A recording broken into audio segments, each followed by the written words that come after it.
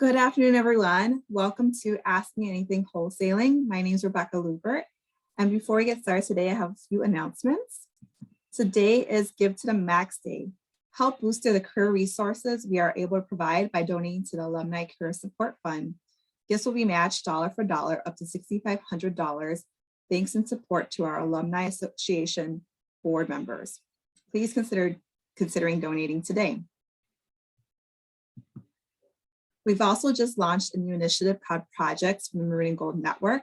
This is a perfect opportunity for entrepreneurs and small business owners to post projects for talent, post projects that will be appropriate for student talent. These projects can range from things such as creating a website to designing a graphic, market research, and so forth. The deadline is November 19th, but if you do need more time, please let us know, and we can connect you to the project manager who can provide more information about that resource. Today, we're going to be using Zoom meeting, and we do have a small group today, so we encourage you to turn on your video and audio to ask questions. We hope this is really going to be a dialogue between us all. And you can also have the option to use the chat function at any time. And to make the most of your experience, you can feel free to use the speaker view to follow who's speaking at any given time. All right. So without further ado, I'm going to turn it over to Wing to introduce herself and get our conversation going. Hi, everyone. Thanks for joining us today. My name is Wing. And just some quick background on me. I used to own a kids boutique in town called Pacifier. We had 4 locations and an e-com store. I did sell it several years ago, and then I got into small business consulting, mainly web development, but also some wholesale consulting. I started at the U of M last December. I am the marketing and merchandising consultant for the Minnesota Alumni Market. I don't know if you're familiar with it, but it's MN and it's the only e-com store in the world that sells only products made by alumni-owned companies. So we'd like to support our alumni entrepreneurs that way. The market did recently expand to feature all types of businesses, not just businesses that wholesale hard goods. So if you're interested in learning more about that, feel free to ping me afterward. I'm happy to provide more details. But in the meantime, November is Entrepreneurship Month, and we wanted to support our different entrepreneurs in different ways. And one of the things that we've had some interest on is how to wholesale your product if you have a hard good to wholesale. Although judging from the registrants' questions, we also do have some people here who are interested in perhaps buying things at wholesale and starting their own retail site. So it's a small group, and I'm very happy to answer any types of questions today beyond wholesale if you're interested. So don't be afraid to just pop in with other questions as things come up. I also did want to make sure you know about a new resource we have from the Alumni Association, and that is the Entrepreneur Hub. This is a one-stop shop, one page where you can find out all the ways that the U of M and the UMAA can help support your business, whether you're just starting out or thinking about starting one or already have a business out there. So there's so many resources. I was blown away, and I kind of wish this was here when I had started my business 18 years ago now. Yeah, next slide, please. Okay, so the topic today is wholesaling. And when I started talking about wholesaling a couple of years ago, I'm like, we use this word so much in the retail industry. What does it really mean though? So I found this definition like, okay, yeah, this is pretty succinct. It's to sell goods in large quantities though, not just 1 or 2. You want to sell them in bulk at a time and at low prices. So at a lower price than they would be at retail. And you're selling them to other businesses so that they can retail them at full price. So that is wholesaling, and we're ready to just jump into questions. We want this to be a dialogue, but I know some of you had submitted some questions to get us started. Did you want to kick us off with our first question, Rebecca?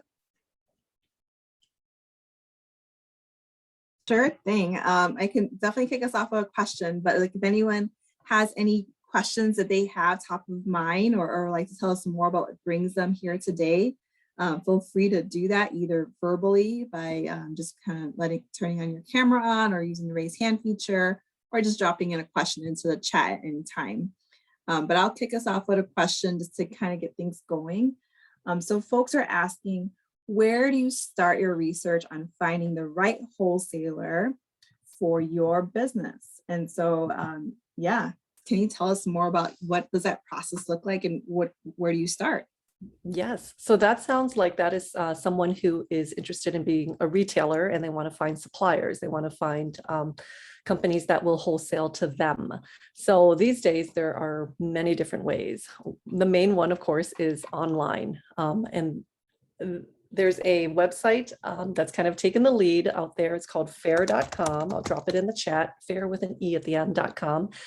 And it's open to retailers only. You just have to apply and prove that you are a retailer. And then there are now thousands and thousands of makers on there that wholesale. And so it's a really amazing way. It used to be that I would have to go to a trade show, fly to New York, walk the aisles, talk to makers, and that was kind of nice. You could like feel and touch the product, place wholesale orders at that trade show or afterwards, after you collected wholesale information from them. But these days, almost everybody's on fair.com. So that's a great way to start without spending a lot of money.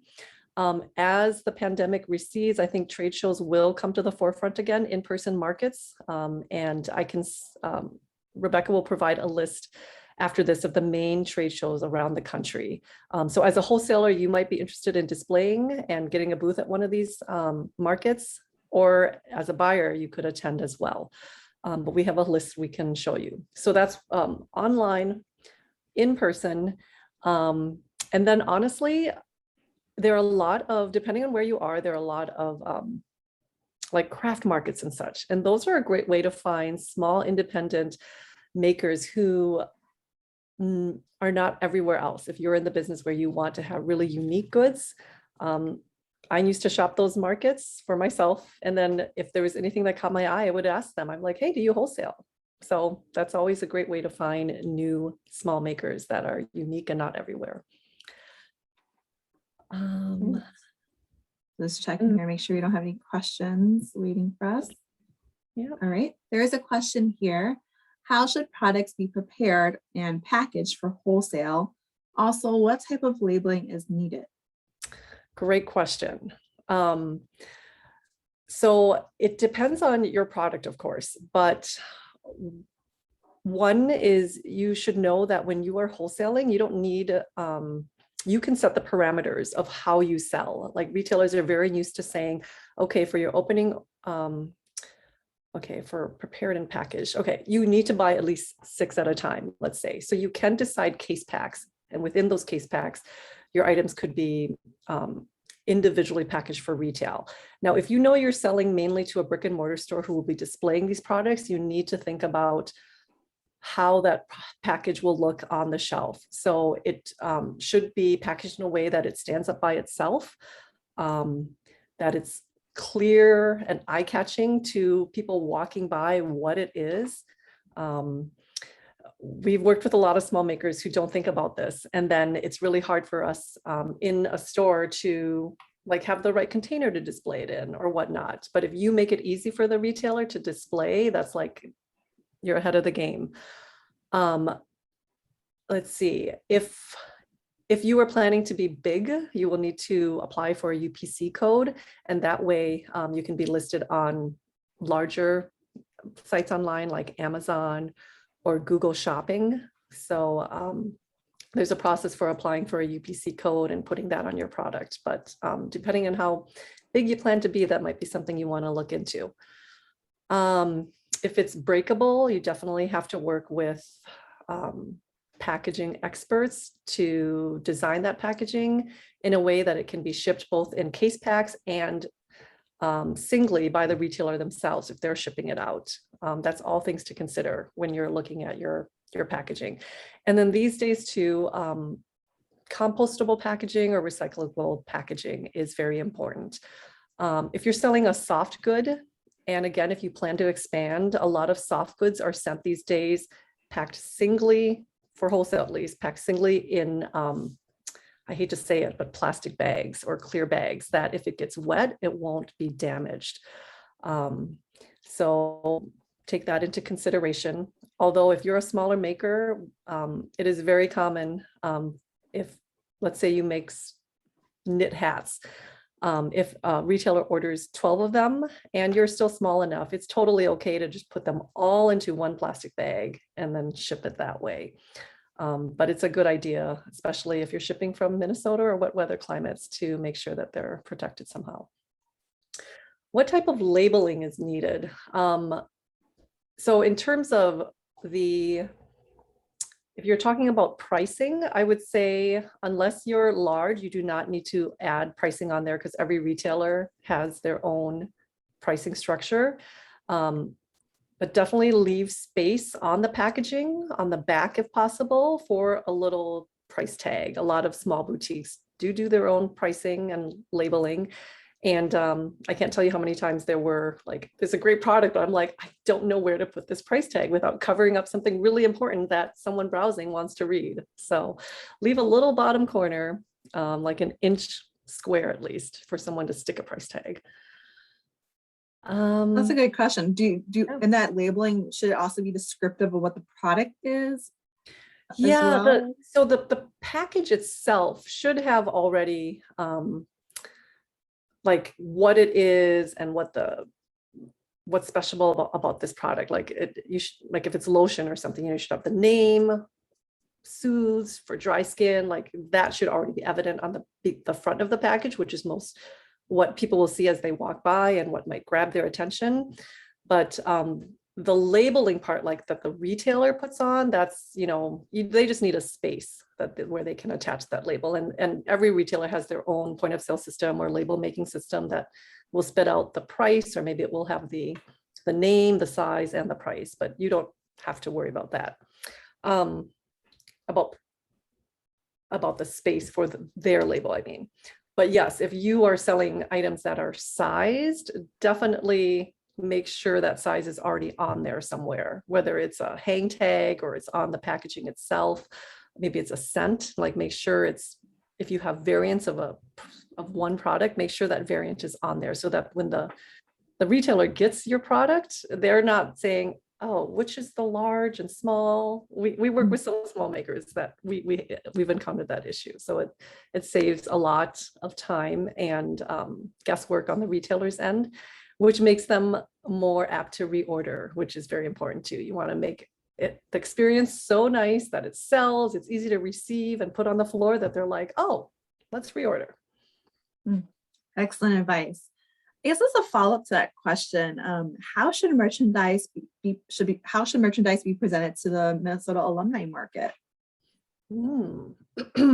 Well, great question. So if you're presenting it to us first as like, hey, here we are, come look at us. And if you're interested in placing a wholesale order, if it's the presentation is to us first, it depends on what you are. And if you already have a website, it's great to drop that website link into your first communication with us and say, hey, we have something we think you might be interested in. Here's our product. If you don't have a website yet, it's a good idea to drop in some photos, even an attachment with a line sheet or a catalog. I know everybody's kind of at a different path right now, like a different part of their journey into becoming a small business owner. But ideally, we want to know what you're selling. We want to know what the minimum opening order is. Is it like $100, $200, $300? Those are common minimum opening orders requirements that you can say we have to place for our opening order. And then lead time, it's always nice for us to know, is this something that you keep in stock and we can just get right away? Or do you have a lead time of a month or two? And then finally, what your wholesale price point is. Like, what is the wholesale price and what do you retail it at? And it's important for you to know that the Minnesota Alumni Market, like every other retailer out there, has like a margin they depend on. And for most retailers, the standard is called the Keystone, and it's 50% or 100% markup, depending on how you're looking at it. But in other words, if you're selling something on your website for $20, if you want to wholesale it, retailers are expecting to be able to buy it at $10 so that they can have their own markup. So we at the market have actually had to deny some applicants because in pricing their product, they have not worked into wholesale. They have not thought about wholesale when pricing their product. So that's an important thing to keep in mind. And it doesn't work with all makers. That's always the main challenge, especially with small makers who make things by hand. We understand, like, a lot of time and effort goes into products when you're making your own and you're not outsourcing it overseas. It's tough sometimes, but some people have been able to do it. Excellent question. I'll give it a moment or two, see if any more questions come into the chat. If anyone wants to take a moment to ask their question on camera, and then we'll move on to our next question I see here. All right, looks like there's a question or kind of an interest in the beverages industry. Do you have any insight there? Not sure quite what the question is, but that's just the general information the person provided on the question and comments on registration. Yeah, I saw that and I wasn't quite sure what it was really about. My background is not in the food industry, unfortunately, so I don't know a lot about it, but I do know that I attended a really cool market that was open only to the trade. It was a trade show essentially. And it was here in Minneapolis in the food building. And it was a trade show only for food producers in Minnesota. And so that was open to retailers who stock beverages and food.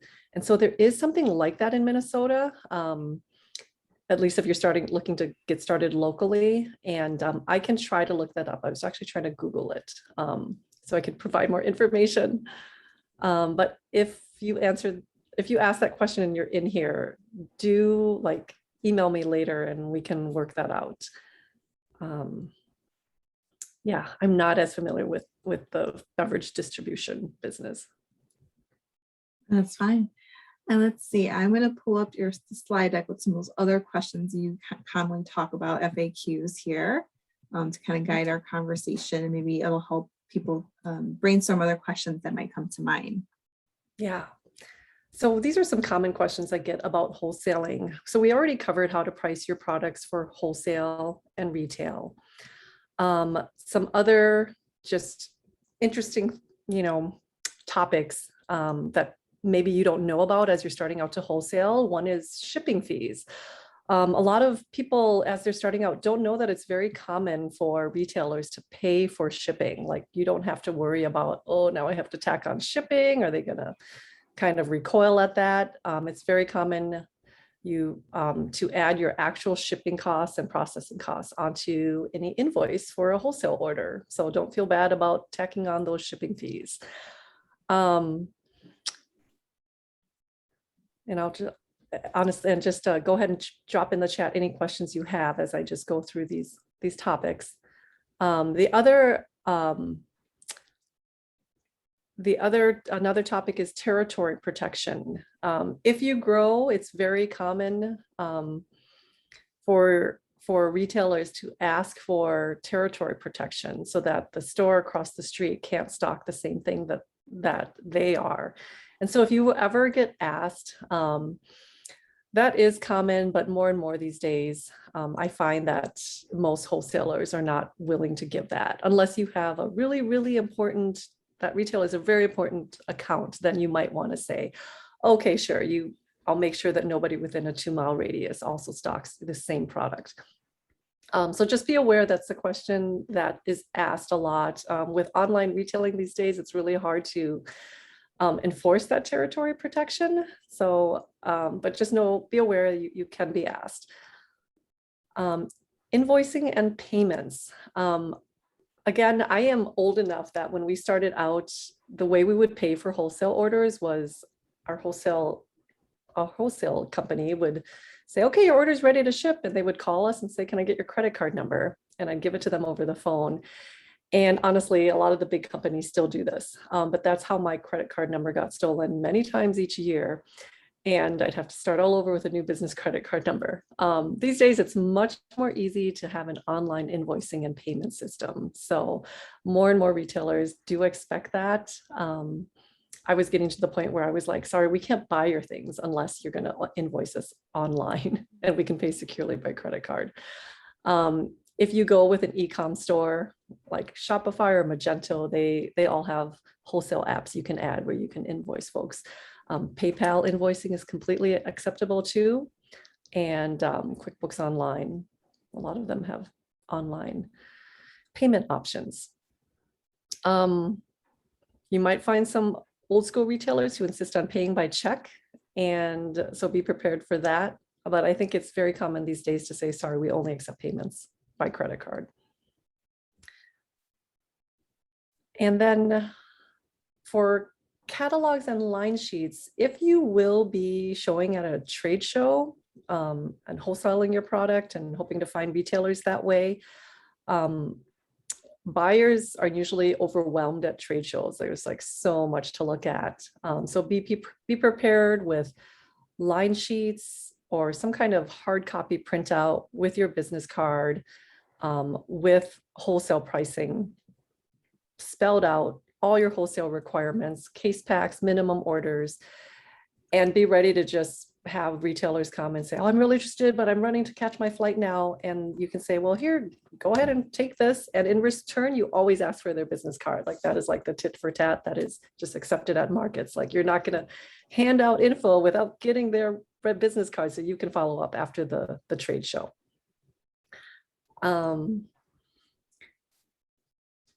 Let's see what else. Retailer agreements. This is also very standard. If you get big enough and you want to make sure that your retailers are not selling on Amazon or selling your product on eBay, it is very common to put that all into an agreement.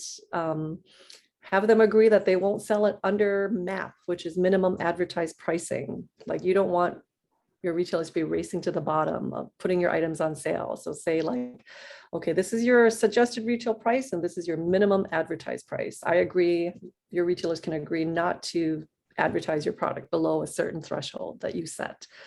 So don't be afraid to make a retailer agreement and ask retailers to sign it.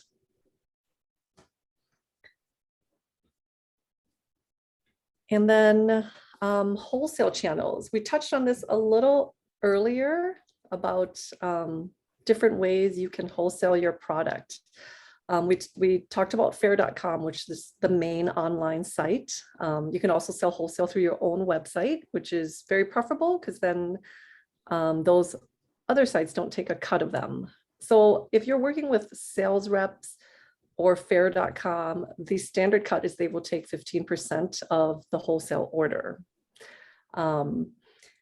And that's just a fairly standard fee. Sales reps, so fair.com does sound amazing, right? Because you get out there, you get your product out there, retailers can find you, buy directly from you, Fair will take a cut. Fair is growing so much that there's so many products on there that it's hard to stand out unless, who knows, maybe you can pay to advertise your product more now on fair.com. Sales reps, I know they sound really old-fashioned, but the advantage of sales reps is that the good ones already have established relationships with all the stores out there, all the retailers and boutiques and, you know, where you want to end up. So if you have a good enough product and you can establish a relationship with a sales rep who agrees to show your product, they will do the work. They put in so many hours of letting their retailers know, hey, this is a new line I just picked up. You should really try it out. It's really worked well.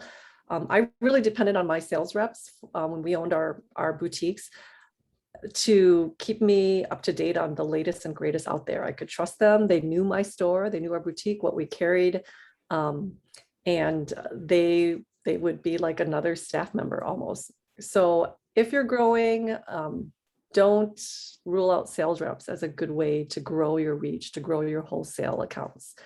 I know Fair is getting in there, but the sales reps are still a really important part. I'm wondering, do any of you want to chime in? Are any of you already wholesaling, or how many of you are just thinking about it? And what products do you have, or what's your business? Feel free to drop it in the chat or raise your hand or just chime in.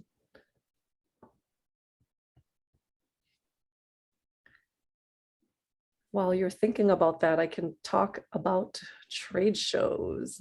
So trade shows definitely is the most labor-intensive way to get out there and show your product to people who might want to buy them at wholesale. But again, this was like the place where retailers could shop, find the latest and greatest, and get out there.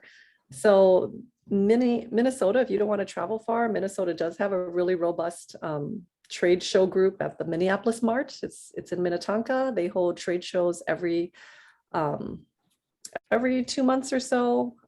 That's where you can also perhaps find sales reps who might be willing to pick up your product. But minneapolismart.com is where you can find information on that. But yep, with trade shows, you have to invest in a booth. Normally the fees are about $1,000 to get in and show your product to the trade. And you have to commit to being there in person, packing up your stuff, unless you have a permanent showroom there. Let's see, we have a question here from Susan, thinking about it, baby items through selling on Etsy and possibly the UMA market.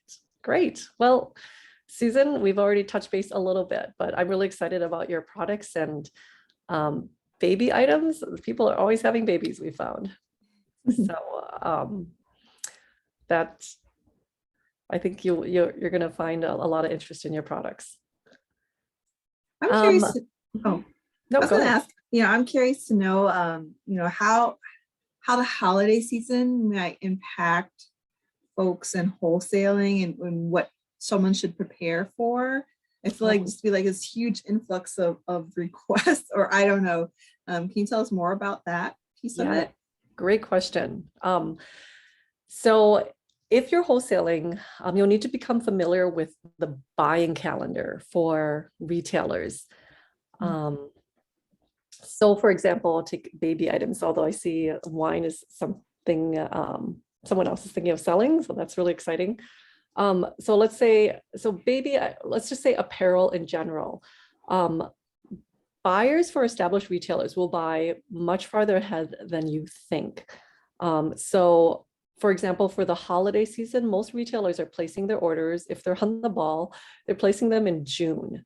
So that means you have to have your product ready, I would say, by like a full year ahead of the time that you want it to hit the consumer market.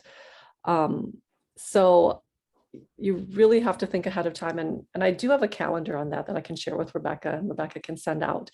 But generally, so let's say January, February is when trade shows will be showing things that will be shipping in the fall. So that means you as a wholesaler need to be developing your product in June before that, so that you're applying to trade shows and know what you're showing and have it ready. So you would take orders in January and February to ship in September or August, or maybe even earlier, just depends on the retailer.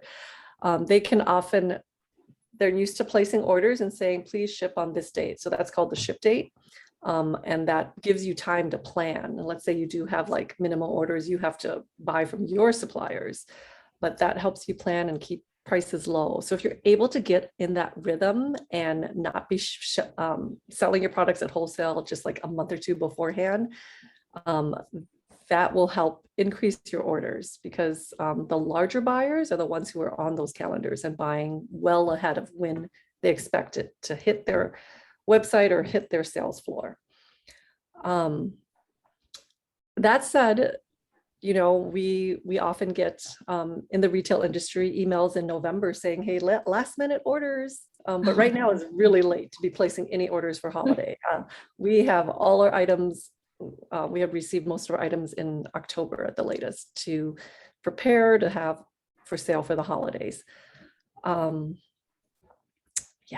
Let's see. That's all great advice.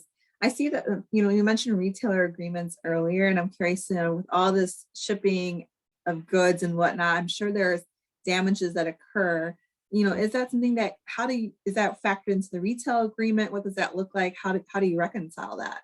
Yeah. Oh, great question. Yep. Anything like that, returns or damages. That's why having a retailer agreement is important. In there, you can stipulate, damages must be reported within 10 days of receipt. And good wholesalers do stand by their product and their shipping. So if a retailer receives something and they're shorted a product or a product is damaged, it's very common for them to reach out and say, hey, this arrived, this was defective, this was broken. And the wholesaler generally says, thanks for letting us know. We'll issue a credit for your next order. So issuing credits is common. If the retailer rebels and says, no, I want a refund right now, it's just like the retailer customer relationship, right? The retailer is always right. They're your customer. So unless it's someone that just is really a pain and you want to say, I'm sorry, I don't think we can do business with you anymore, or I don't think we're satisfying you anymore, you generally do what you can to keep them happy and within reason, obviously, and make those refunds or make those credits and make it right, basically. It's up to you to make it right. But hopefully, if you've done your packaging right and designed all that right, and put in quality control so that people are double checking orders before they go out and recounting, like you'll keep those errors and defects and damages to a minimum. Great. So there's a question here in the chat. I'm not sure you see it on your end. Let me see here. It looks like the person thinks the conversation is very valuable and taking lots of notes. And they're wondering about the typical markup from wholesale price versus in store. Also, are retailers committed to your products, or can they return unsold items ever? Yeah, great question. Okay, first, I can see the questions. Okay. So wondering about typical markup from wholesale price versus in-store. Yep, that is that general keystone. Most retailers do depend on margins of 50%. So if you're selling something for like $20 on your website, and that's your standard wholesale price, retailers expect to be able to buy it at $10 wholesale, so half the price. And then they will pay shipping on top of that. So it's okay to ship it to them, tack on the actual shipping costs so that you're not out the shipping. Let me know if that didn't answer your question. And then, are retailers committed to your products, or can they return unsold items ever? Again, that is up to you to set the terms of the agreement. I will have to say, as a retailer, like I never expected to be able to return goods that didn't sell. It was just part of the cost of doing business. If you bought something and you didn't sell, you marked it down and moved on. Try to capture back what you bought it at, and then move on. That said, fair.com is kind of changing the game. Their standard offer for retailers for anything that's bought at wholesale on their site, they say they're offering retailers always net 60 terms, which means retailers don't have to pay for it up front. They have 60 days from the invoice date from when it ships to pay for that. So net 60 is normally something only net 30, net 60. That means you have 30 days to pay it, 60 days to pay it. That's normally only offered to retailers. If you're a wholesaler, you only offer that to retailers who you know are in good standing. Otherwise, you run the risk of them never paying you for their wholesale order, right? But fair.com, they're offering now to every retailer that signs up and buys things, they're offering net 60, and they're offering free shipping on the first shipment, which I think they pick up. I don't think they're forcing wholesalers to pick it up. And then they're offering returns within 30 days. So that's really interesting to me. And I think that's a huge part of why retailers love ordering on fair.com, and where you'll find lots and lots of product now. So I would say it's not standard to offer free returns, and I would not offer it unless some retailer says, well, can you do this? And you think it's valuable enough for you to offer them that, from the beginning. But I would say it's not expected, but fair is kind of changing the game. And again, pipe in if I didn't fully answer your question. I No, do see a question about tax. Oh, sorry, Rebecca. oh, no, it wasn't me. Actually, Kim turned on her audio. Go ahead, Kim. Oh, sorry. Yes, I couldn't find the mute button earlier. Yes, so thank you so much. You did answer my questions. Yeah. And then I did have another question there. I don't know if that was clear, if that was clear how I wrote it. Like, are there generic or standard contract agreements? Like, you know, I know sometimes you can find contractual things at a library that you can use as a base and then tweak to fit your need. Is that something that's available in these types of situations? I don't think there's one place where you can find a standard one, but honestly, if you Google standard retailer agreement, something will come up because I've done it before for certain clients and such. So they're out there, and I would just Google them. There were some good ones that popped up. And then you can just always change it to suit your needs. But yeah, I'm a big fan of not reinventing the wheel. Yeah. Excellent.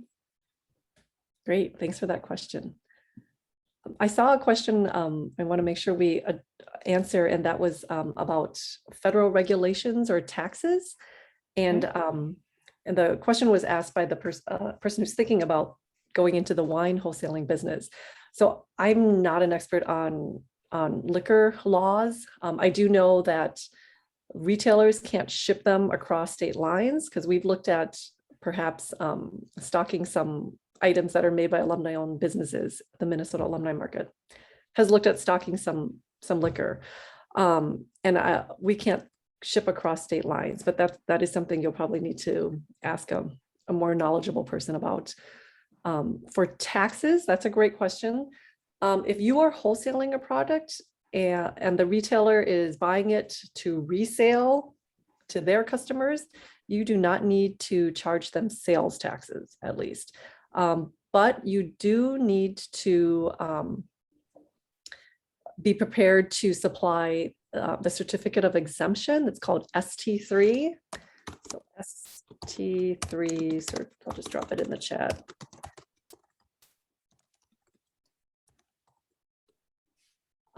Because if you're ever audited, the IRS will say, hey, do you have these ST3 certificates filled out for every retailer you have shipped to?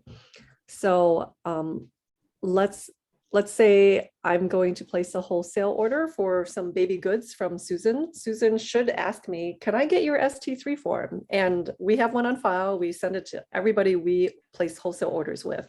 And then you just keep that on file. And it just says that, yes, we are the Minnesota Alumni Market. We're buying items, some baby items from Sue, and we are going to be reselling it.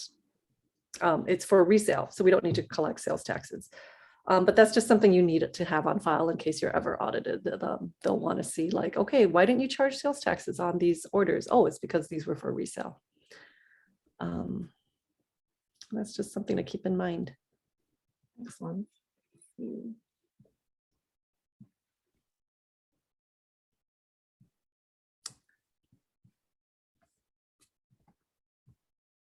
Any other questions? Let's see here. I saw a question about, I'm not sure if that person is on here. Oh, I just realized I dropped the ST3 exemption. I messaged to Rebecca instead of everyone. Here we go. There that is. There's another question now in the chat too. Any other legal things to be aware of? You know, for baby and children's products, there was a law, and it was in response to, I think, something that had lead in it and the child had swallowed. But your state should have, depending on what state you're in, it should have resources on what's required if you're selling certain products for children. Sue, I can definitely follow up with you on this, but I know there's a certification you need to have on file in case any retailer asks, hey, has this product been certified as child safe? And then you should have that on file to provide to the retailer. with food and others, I'm not as aware of any laws, but again, always check with your state or your local jurisdiction, and they should be able to provide you with all the checks, the boxes you need to check before you can start wholesaling or retailing your product even. Oh my goodness. And now I realize I dropped my copy was not working. My apologies. You're not interested in knowing what's available for pickup at the Minnesota Alumni Market. Check it out.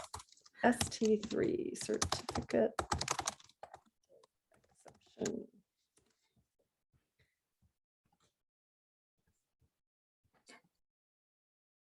Yeah, and if anyone else has like words of wisdom or things that they've experienced that they would like to share with others that'd be helpful to those who are getting into this, into wholesaling, feel free to share that either in the chat or on video or audio, or whatever you please. And then, we have about 15 minutes left, but we don't have to go all the way to time. So if there are any other questions or things people want to share, I can just have Wing talk, give some last words of wisdom or advice, and then go from there.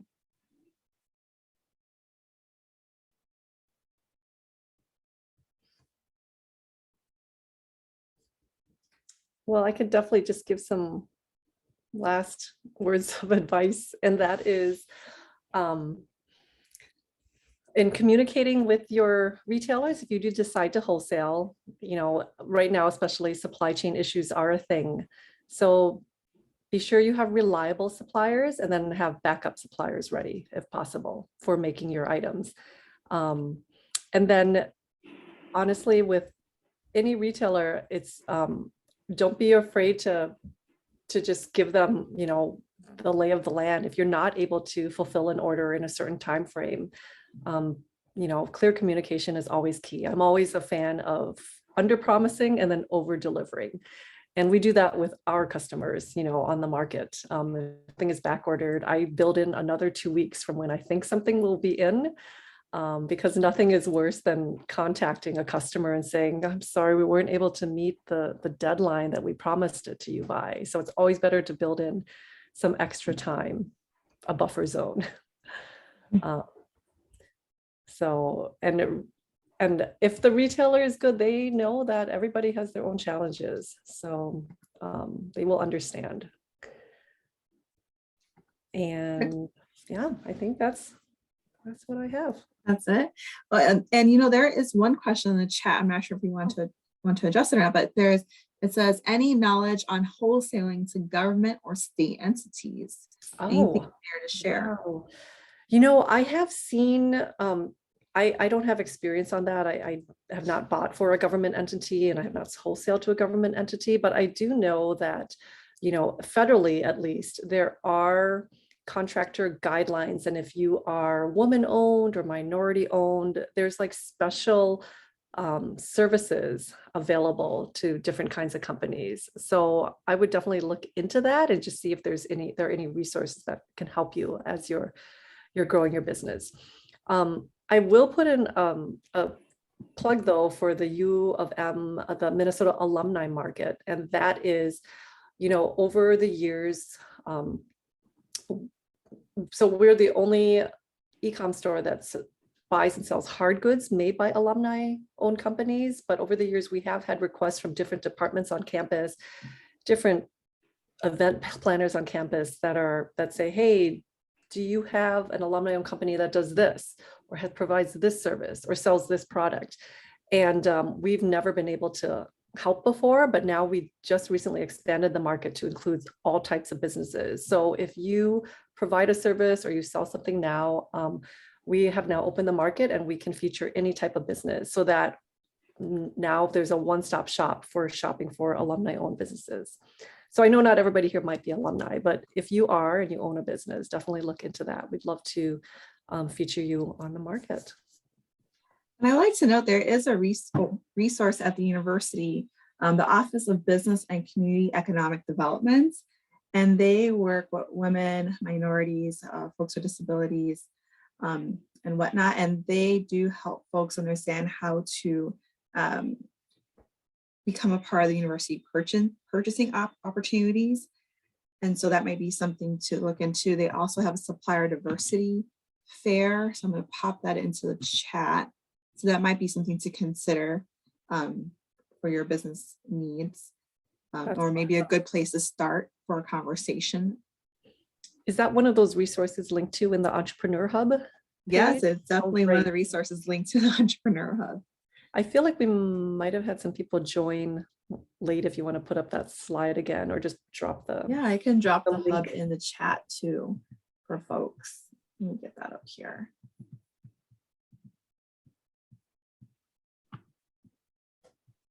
Multitasking.